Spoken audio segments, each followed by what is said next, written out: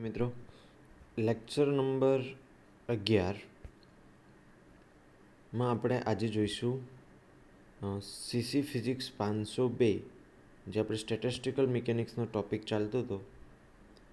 એમાં આપણે 3 લેક્ચરમાં આપણે અગાઉના લેક્ચર ડિસ્કસ કરી 8, 9 અને 10માં સ્ટેટિસ્ટિકલ મિકેનિક્સનું બેઝિક ઇન્ટ્રોડક્શન હતી. માઇક્રોસ્ટેટ, માઇક્રોસ્ટેટ, પ્રિન્સિપલ ઓફ પ્રાયોરિટી, એના વિશે ચર્ચા કરી હતી. હવે એ ચેપ્ટર 1નો એ પાર્ટ હતો, બરાબર છે. હવે આજે આપણે જોઈશું યુનિટ 1નો જ બી પાર્ટ, સ્ટેટિસ્ટિકલ એન્સેમ્બલ. ઓકે, તો આના પહેલાં આપણે સ્ટેટિસ્ટિકલ એટલે શું સમજીએ. તો સ્ટેટિસ્ટિકલ મિકેનિક્સ એટલે કે કોઈ સિસ્ટમ છે, એમાં એક પાર્ટિકલની ચર્ચા કરવાની નહીં, પણ એન પાર્ટિકલ્સની ચર્ચા કરવાની. એની વેલોસિટી, એનું ડિસ્ટ્રીબ્યુશન, એ કઈ રીતે ગતિ કરે છે, એ બધુંની કેલ્ક્યુલેશન, એની પ્રોબેબિલિટી, ઓકે, એ બધા મેથેમેટિકલ ફોર્મ્યુલાઝનો ઉપયોગ કરી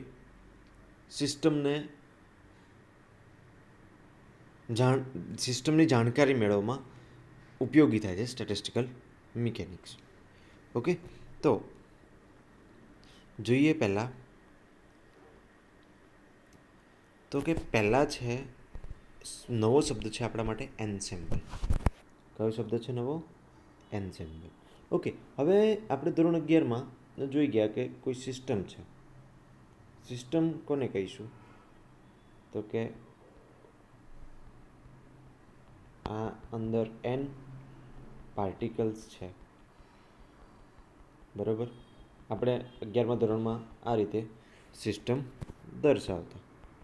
ઓકે, આ કોઈ બંધ એક બોક્સ છે જેમાંથી હવા કોઈ પાર્ટિકલ અંદર કે બહાર મૂવમેન્ટ કરતો નથી. ઓકે, તો આ સિસ્ટમમાં આપણે એના વિશે શું જાણકારી મેળવતા? તો કે એમાં કેટલા પાર્ટિકલ્સ છે, ટોટલ એન પાર્ટિકલ્સ છે, એમની એનર્જી, આ સિસ્ટમનું વોલ્યુમ, બરાબર છે, પછી પ્રેશર, આ બધી જ માહિતી આપણે મેળવી એના વિશે ચર્ચા કરી. હવે આ એક સિસ્ટમ છે. આ સિસ્ટમમાં એન પાર્ટિકલ્સ છે, એ ઉર્જા છે, વી વોલ્યુમ છે અને પી પ્રેશર છે. ઓકે, હવે જો એમાં આવી સિસ્ટમ, આ જે સિસ્ટમ છે એવી એન સિસ્ટમ લેવામાં આવે. શું લેવામાં આવે? એન સિસ્ટમ જો લેવામાં આવે, ધારો કે એન સિસ્ટમને એન્ડ ટુ એન્ડ જોડવામાં આવે, એક જેવી જ, એકે અલગ નહીં, બરાબર છે, બધી એક જેવી જ, સમાન એન પાર્ટિકલ્સ, ઉર્જા અને એનર્જી. ઓકે, તો આ જે સિસ્ટમ તૈયાર થઈ એને કહીશું આપણે એન્સેમ્બલ. આ જે મોટું એન સરખી સિસ્ટમને ભેગા કરી આપણે જે તૈયાર કરી મોટી રચના, એને કહીશું એન્સેમ્બલ. હવે એન્સેમ્બલ માટેની બે પ્રોપર્ટીઝ છે. તો કે આ બધી જ સિસ્ટમ આઈડેન્ટિકલ હોવી જોઈએ. કેટલી પ્રોપર્ટીઝ છે? બે. કઈ કઈ? તો કે આઈડેન્ટિકલ હોવી જોઈએ. આઈડેન્ટિકલનો મતલબ એવો થાય કે બધી જ સિસ્ટમો કેવી હોવી જોઈએ? એક સરખી હોવી જોઈએ. કેવી હોવી જોઈએ? એક સરખી હોવી જોઈએ. અને એકબીજાથી અલગ. ઇટ મીન્સ કે અહીંથી કોઈ પાર્ટિકલ્સ અહીંયા મૂવ નહીં કરતો હોવો જોઈએ કે અહીંયા નહીં. બધા જ પોતપોતાની સિસ્ટમમાં હોવા જોઈએ. અંદર મૂવમેન્ટ કરશે તો ચાલશે જે તે સિસ્ટમમાં, પણ એન્સેમ્બલમાં જે મોટી આપણે એન સરખી સિસ્ટમ લીધી આઈડેન્ટિકલ, એમાં કઈ જગ્યાએ મૂવમેન્ટ કરતો હોવો જોઈએ નહીં. ઓકે, તો આ હતી એન્સેમ્બલ. ઓકે, હવે એન્સેમ્બલના 3 પ્રકાર પડે, બરાબર. સ્ટેટિસ્ટિકલ મિકેનિક્સમાં ગિબ્સ નામના વૈજ્ઞાનિકે 3 પ્રકારના એન્સેમ્બલ ઇન્ટ્રોડ્યુસ કરે. ઓકે, પહેલો છે માઇક્રો કેનોનિકલ એન્સેમ્બલ, બરાબર છે. ઓકે, હવે માઇક્રો કેનોનિકલ એન્સેમ્બલ એટલે આ કોઈ એન્સેમ્બલ છે, એમાં n અલગ અલગ સિસ્ટમ છે, બધી જ કેવી છે, આઈડેન્ટિકલ અને એકબીજામાંથી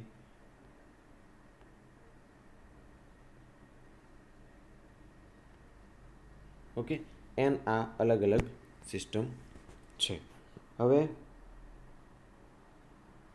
બધામાં જ પાર્ટિકલ્સોની સંખ્યા કેવી છે, સરખી. EV n અથવા T લખ્યું છે એમાં બધાની પાર્ટિકલની સંખ્યા કેટલી છે, સરખી n છે. ઓકે, હવે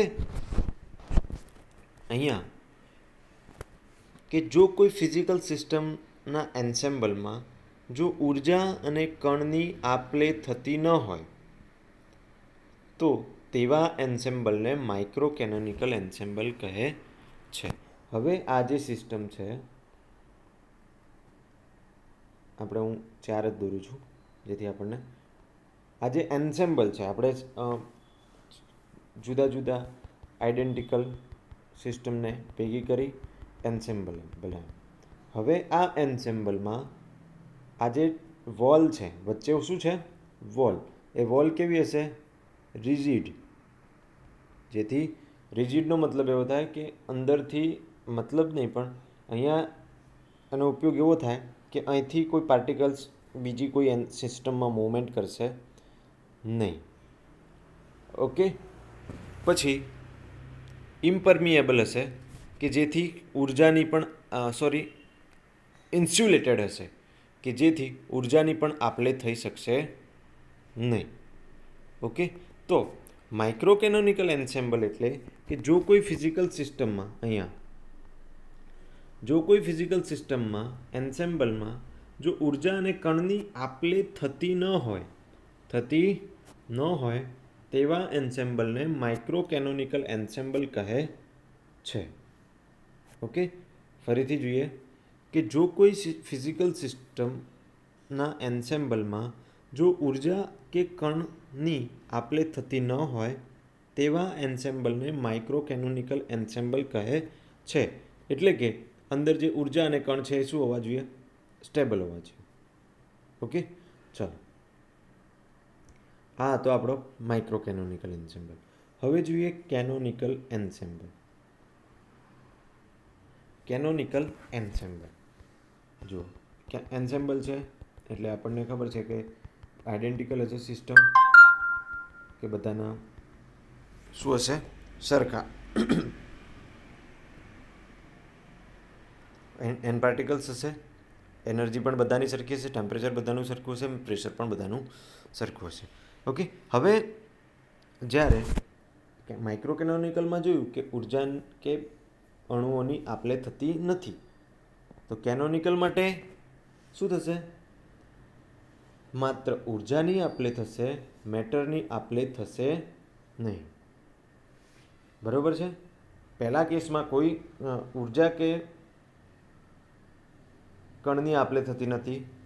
હવે બીજા કેસમાં કેનોનિકલમાં માત્ર ઉર્જાની આપ-લે થાય છે, કણોની આપ-લે થતી નથી. ઓકે, ચલો, એના પછી છે ગ્રાન્ડ કેનોનિકલ. ઓકે, તો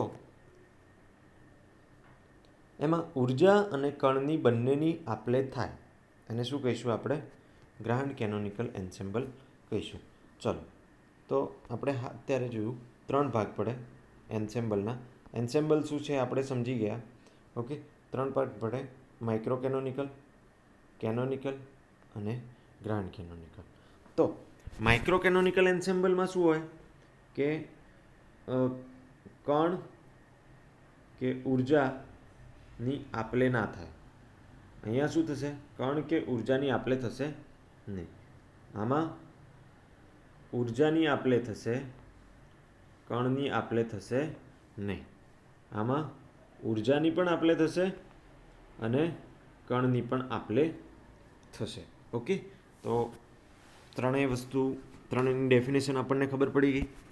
ઓકે, હવે આપણે ઇન ડિટેલ જોઈશું, એક માઇક્રો કેનોનિકલ જોઈશું, કેનોનિકલ જોઈશું અને ગ્રેન્ડ કેનોનિકલ જોઈશું. તો હવે આપણે પહેલાં ચર્ચા કરીએ કે માઇક્રો કેનોનિકલ એન્સેમ્બલ એટલે શું. તો માઇક્રો કેનોનિકલ એન્સેમ્બલ એક એવી સિસ્ટમ છે જે કે બાહ્ય પરિબળ સાથે સંબંધિત નથી. આ પ્રકારની સિસ્ટમને ક્લોઝ આઇસોલેટેડ સિસ્ટમ કહેવાય છે. કેમ ક્લોઝ આઇસોલેટેડ સિસ્ટમ કહેવાય? કારણ કે એમાંથી અણુ કે કણ અથવા ઉર્જાની આપલે થતી નથી, એટલે આઇસોલેટેડ છે. બહાર શું છે એના ઉપર એક ડિપેન્ડ કરશે નહીં, બહારથી એ લેશે નહીં કે અંદરથી એ આપશે નહીં. ઓકે, તો એને આપણે કહીશું આઇસોલેટેડ સિસ્ટમ. અને જેને ચોક્કસ કદ, ચોક્કસ ટોટલ એનર્જી અને ચોક્કસ પાર્ટિકલની સંખ્યા હોય છે. ઓકે, જે આપણે જોયું કે જેમાં ચોક્કસ કણની સંખ્યા હશે, ચોક્કસ ઉર્જા હશે અને ચોક્કસ પાર્ટિકલની સંખ્યા હશે. હવે જોઈએ તો આગળ સંભાવના ઘનતા ρ PQ એ અશૂન્ય છે. હવે આની સંભાવના પ્રોબેબિલિટી વિચારીએ અને એની ઘનતા શૂન્ય તો નહીં જ હોય, બરાબર છે. પી એ મોમેન્ટમ દર્શાવે છે અને ક્યુ એ શું દર્શાવે છે? કોઓર્ડિનેટ દર્શાવે છે. એ અશૂન્ય છે. વાસ્તવિક રીતે સંપૂર્ણ અલગ કરેલા તંત્રમાં અસ્તિત્વમાં નથી એ ધારણા છે. ઓકે, આ વાસ્તવમાં આવું શક્ય નથી, કારણ કે ઉર્જાની તો દિવાલ સાથે થોડી આપલે તો થઈ જ જાય, બરાબર છે. કારણ કે જોઈએ એક ઉદાહરણ દ્વારા જોઈએ.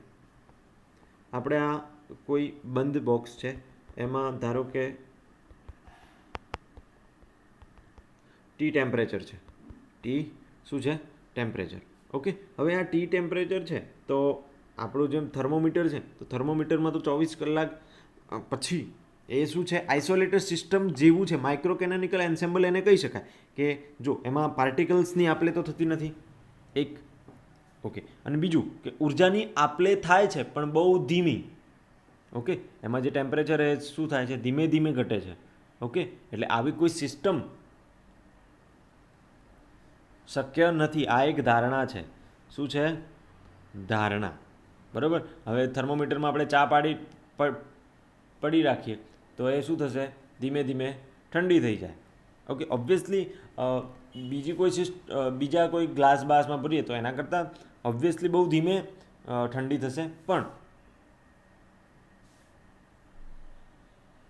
ઠંડી તો થશે જ. ઓકે, તો આપણે એના ઉપરથી આપણે સમજી શકીએ કે માઇક્રો કેનોનિકલ સિસ્ટમ આવી સિસ્ટમ છે, કોઈ ધારણા છે. ઓકે, ચલો. તો ઇન્ટરેક્શન એનર્જી ડેલ્ટા એ હંમેશા થોડાક પ્રમાણમાં જ હાજર હોય છે. તેને પરિણામે micro canonical ensemble E plus delta ની રેન્જમાં લેવામાં આવે છે. ઓકે, હવે ફરીથી હું તમને અહીંયા સમજાવું કે ધારો કે આપણું થર્મોમીટર છે. ઓકે, હવે થર્મોમીટરમાં પ્રોસેસ કેવી થાય છે? બહુ જ ધીમી. ઠંડુ બહુ ધીમું થાય છે. તો એમાં આ જે ઉર્જાની ઇન્ટરેક્શન છે, ઉર્જા અહીંયા ઈ ઉર્જા હોય, બરાબર. તો અહીંયા બહારની વોલ ઉપર E પ્લસ ડેલ્ટા ઈ લઈએ, એટલો તફાવત આવે છે આ બંને વચ્ચે. વધે છે કાં તો ઘટે છે. આપણે વધેલી લીધી છે. ઓકે, રેન્જમાં લેવામાં આવે છે, એટલે કે બહુ ઓછો તફાવત થાય છે. હવે સ્પેસમાં માઇક્રો કેનોનિકલ ડિસ્ટ્રીબ્યુશન વિતરણનું ચિત્ર એકદમ પાતળા એક સમાન વાદળ જેવું હોય છે. માઇક્રો કેનોનિકલ આજે અહીંયા આપણે આકૃતિમાં દર્શાવ્યું છે, આ રહ્યું. તો જુઓ, એમાં ઈ અને ઈ પ્લસ ડેલ્ટા ઈ છે, દર્શાવ્યું છે ને. ઓકે, તો આકૃતિમાં સિમ્પલ હાર્મોનિક ઓસિલેટરની ફેઝ સ્પેસની અંદર દર્શાવેલ છે. શેમાં દર્શાવેલું છે? સિમ્પલ હાર્મોનિક ઓસિલેટરની ટ્રેજેક્ટરીમાં દર્શાવ્યું છે. ઓકે, હવે ઉપવલય ઈ એ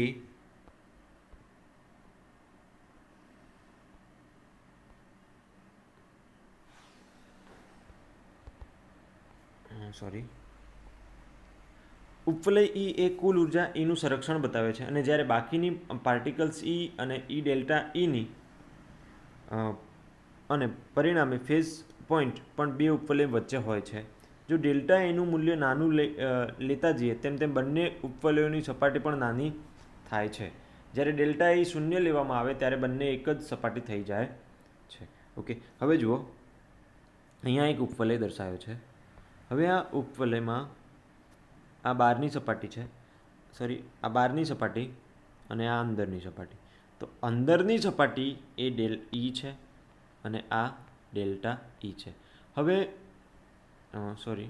ઈ પ્લસ ડેલ્ટા ઈ. ઓકે, હવે જેમ જેમ આપણે ઈનું મૂલ્ય કેવું લઈએ? નાનું. ઈનું મૂલ્ય કેવું લઈએ? નાનું. તેમ તેમ આ જે બંને વચ્ચેની સ્પેસિંગ હશે ઈ અને ઈ પ્લસ ડેલ્ટા ઈ વચ્ચેની એ સ્પેસિંગ શું જશે? ઘટતી જશે. જેમ જેમ નાનું લઈશું એમ એમ એ ઘટતી જશે. હવે જ્યારે ડેલ્ટા ઈનું મૂલ્ય 0 લેવામાં આવે ત્યારે બંને સપાટી શું થઈ જશે? આ ડેલ્ટા ઈ 0 લેવામાં આવે, આ ડેલ્ટા ઈ શું લેવામાં આવે? 0. તો ઈ અને ઈ જે ડેલ્ટા ઈ હતો એ 0 થઈ ગયો. તો શું મળશે આપણને? બંને સપાટી એક થઈ જશે. તો માઇક્રોકેનોનિકલ એન્સેમ્બલમાં ઈ અને ઈ પ્લસ ડેલ્ટા ઈ વચ્ચેની તમામ અવસ્થાઓ સમાન રીતે ઉદ્ભવે છે. માટે જો કોઈ અવસ્થા એક્સને અનુરૂપ ઉર્જા ઈએક્સ હોય અને સંભાવના પીએક્સ હોય. હવે માઇક્રોકેનોનિકલ એન્સેમ્બલ, ફરીથી આ સેન્ટેન્સ વાંચીએ. ઈ અને ઈ પ્લસ ડેલ્ટા ઈ વચ્ચેની તમામ અવસ્થાઓ કેવી રહે? સમાન રહે. તો કોઈ અવસ્થા એક્સને અનુરૂપ ઈએક્સ હોય, એક્સને અનુરૂપ ઉર્જા કેવી હોય? ઈએક્સ. તો એની સંભાવના પીએક્સ લઈએ તો પીએક્સ બરાબર કોઈ કોન્સ્ટન્ટ સી મળશે. શું મળશે? સી મળશે. તો આપણને ઈ ગ્રેટર દેન ઈએક્સ કોની વચ્ચે મળશે? તો E less than E x less than E plus delta E. અને બીજા બધા માટે શું મળશે આપણને? આની જે અંદરની અવસ્થા છે એના માટે શું આપણને કંઈક કોન્સ્ટન્ટ મળશે? સી. ઓકે, બીજા બધા માટે 0 મળશે. જ્યાં સી એ અચળ સંખ્યા છે અને તેની કિંમત normalisation condition equal priority of probability summation of rho x બરાબર 1 જે આપણે આગળ ભણી ગયા છીએ, બરાબર, પરથી કિંમત મેળવી શકાય. તો રો એક્સ બરાબર આપણે C into delta E minus E x. અહીંયા ડેલ્ટા એ ડિરાક ડેલ્ટા ફંક્શનના ફોર્મમાં દર્શાવ્યું છે. ઓકે, કેમ કે જો બંને સરખા હશે,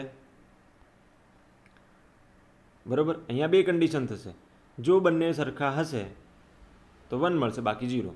એટલે કે આ બંને વચ્ચે હશે તો 1 મળશે, બાકી આખું અધરવાઇઝ શું મળશે આપણને? 0 મળશે. તો ડેલ્ટા એ ડિરાક ડેલ્ટા ફંક્શન દર્શાવે છે. તો અહીંયા આપણે શું શોધ્યું? હાલ રો, બરાબર, અને એની સંભાવના શું મળી આપણને? સી. તો એની અંદર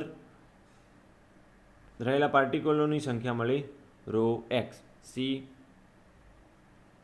ડેલ્ટા ઈ માઇનસ ઈએક્સ, અહીંયા જે આપણે દર્શાવેલ છે એ. ઓકે, તો આપણે આજના લેક્ચરમાં શું ડિસ્કસ કરી?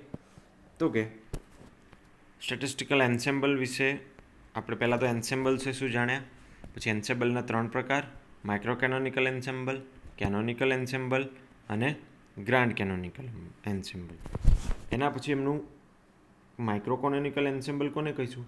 તો જેમાં કણ કે ઉર્જાની આપલે ના થતી હોય એને કહીશું આપણે માઇક્રોકેનોનિકલ એન્સેમ્બલ. એના પછી આપણે જો એન્સેમ્બલમાં માત્ર ઉર્જાની આપલે થતી હોય તો એને આપણે કહીશું કેનોનિકલ એન્સેમ્બલ. એટલે કે ઉર્જાની આપલે થાય પણ મેટરની આપલે થતી ના હોય તો એને કહીશું આપણે કેનોનિકલ એન્સેમ્બલ. હવે જો